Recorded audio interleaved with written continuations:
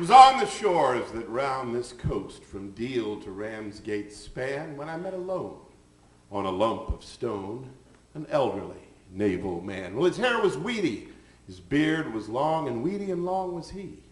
And I heard this wight on the shore recite in a singular minor key, "Oh, I am a cook and a captain bold, and the mate of the Nancy brig, and a boatswain tight, and a midshipmite, and the crew of the captain's gig." Well, he wrung his hands and he tore his hair till I nearly felt afraid, for I couldn't help thinking the man had been drinking.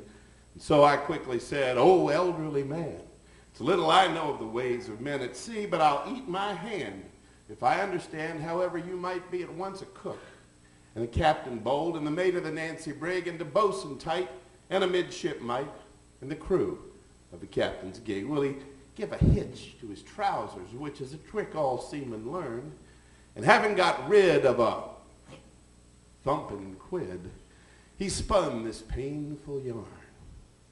"'Twas on the good ship Nancy Bell we sailed on the Indian Sea, and there on a reef we come to grief, which has often occurred to me. And nigh on all of the crew was drowned. There was 77 souls, but only 10 of the Nancy's men said, 'Here to the muster roll.' There was me and the cook and the captain bold, and the mate of the Nancy brig, and the boatswain tight, and the midshipmite, the crew of the captain's gig. Well, for 40 days we'd no victuals or drink, till hunger we did feel. So we all drawed lots, and according shot the captain for our meal. Well, the next lot fell to the Nancy's mate, and a delicate dish he made. Then our appetites on the midshipmite we 7 survivors stayed. Well, next we dined on the boatswain tight, and he much resembled pig.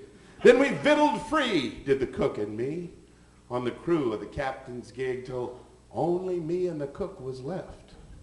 And the delicate question, which of us two goes in the kettle, arose. And we argued it out as such, for I loved that cook as a brother, I did. And old cook, he worshipped me. And we'd each be blowed if we'd either be stowed in the other one's hold, you see. Says he, "Dear Bob, to murder me is a foolish thing to do, because don't you see that you can't cook me while I can, and I would cook you."